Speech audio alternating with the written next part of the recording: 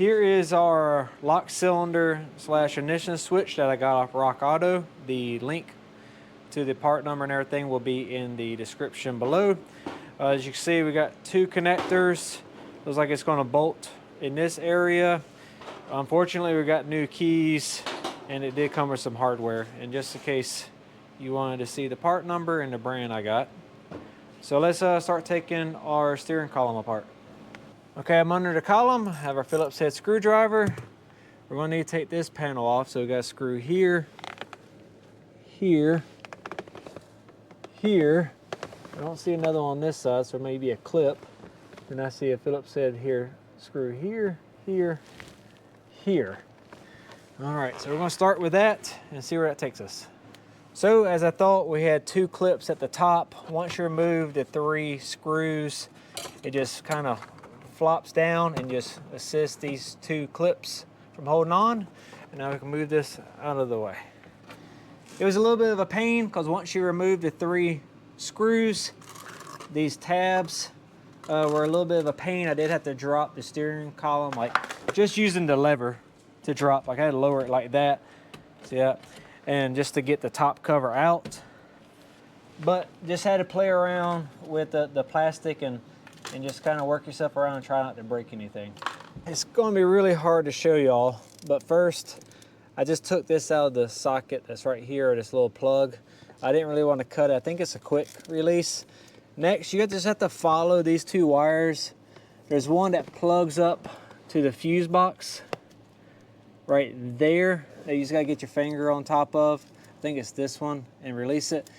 And the next one is just kind of mounted right there. Do you see that brown right there? The next plug is mounted right there, same thing. I just got a finger on it and just kind of jiggled it.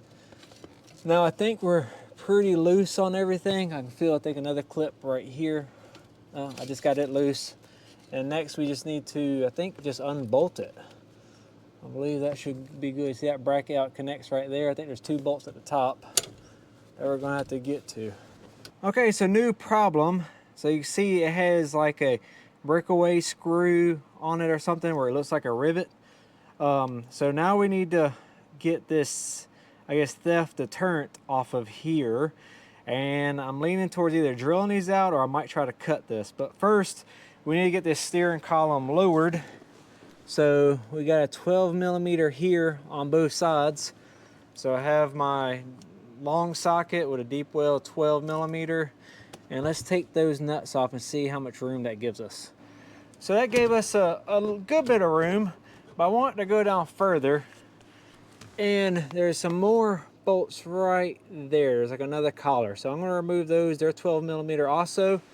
And let's get the maximum room we can in case we just want to use our drill and we don't want to mess up our plastic. All right, that gave us a good bit of room. What I did notice is this metal bracket at the bottom was what was kind of holding it, but kind of just helped massage it and it dropped out. So I ain't gonna go no further. We could probably move the metal bracket if we wanted to. I'm gonna try to work with what we got here. And it's out. So I cut it. I took my Ziz wheel. It was very sketch at times, but I cut it in half. I had to do it in very little micro sections. And then I took a chisel and a hammer and I was able to break it free. I got the steering column kind of placed back the way like it was, but you can see in the end, a little scarred up from the chisel, but I ain't really worried about that. But I avoided all my plastics. I had to move, like put my hand to move the harness out the way. Pretty sketch. Don't recommend it to everybody. I would probably recommend taking the screws that come in here. As you see, is the way that breaks away.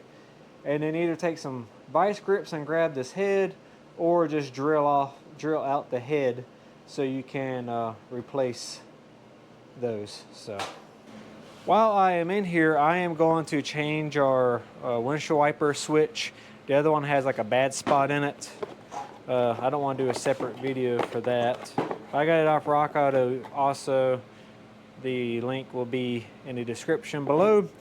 And I see there's two connectors. I believe there's only like 2 screws that hold it in. I don't know. So let's dig into it.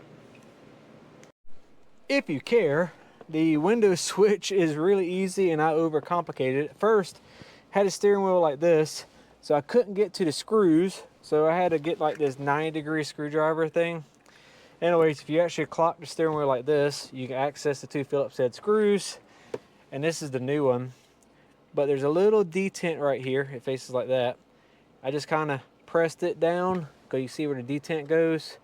And it just pried it out with just a normal screwdriver. And mine only had 1 plug. I think it was this one. And boom, it's out. So I'm getting ready to throw that back in. I'll do it off camera. We got everything in place. These are an 8mm, so I got me a little 1/4 inch set up here. I have used a pick and hitting a tab that's like here. There's a little tab. It's going to be hard for me to show on camera, but you can release these. There's a tab there. Let's see that little tab. And I just use a little pick and I bring it down, and then that slides these out. So I can put these in place to where they go. So I'm getting ready to slide the ignition switch in, put our collar on top, which you can see where the shiny spot is. And then we're going to use this 1/4 inch 8mm to tighten it down. Thing back together.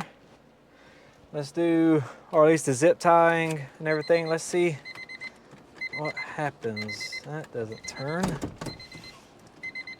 There we go. All right, windshield wiper switch works. Oh my gosh, that didn't fix it. Huh.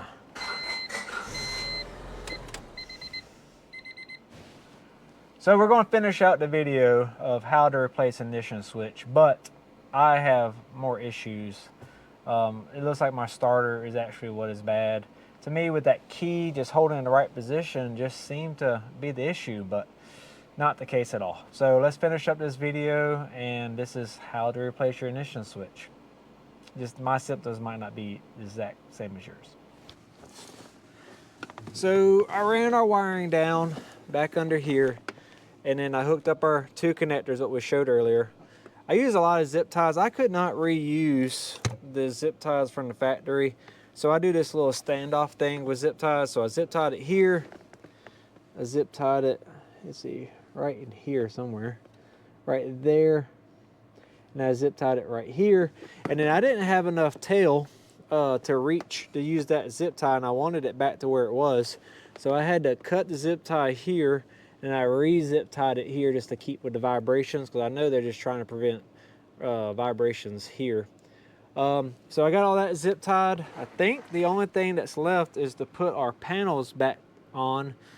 And then as far as we're concerned, as far as the ignition switch, we're done.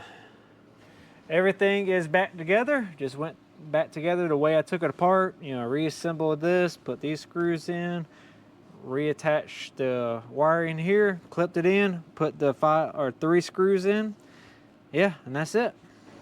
So I'm going to close out this video. I mean, I would have never thought that it was the starter. I mean, there's nothing else to replace. Everything makes sense with the key, but it didn't work. But anyways, this is how to change your ignition switch on your 2000 Honda Civic. In fact, let me show you the car just for reference. I didn't show the car in the beginning. I actually might add it, so if you do see it, because I prefer to see what I'm working on when I'm looking for help videos. But 2000 Honda Civic that a deer hit last year in the side. Other than that, it was a really clean car.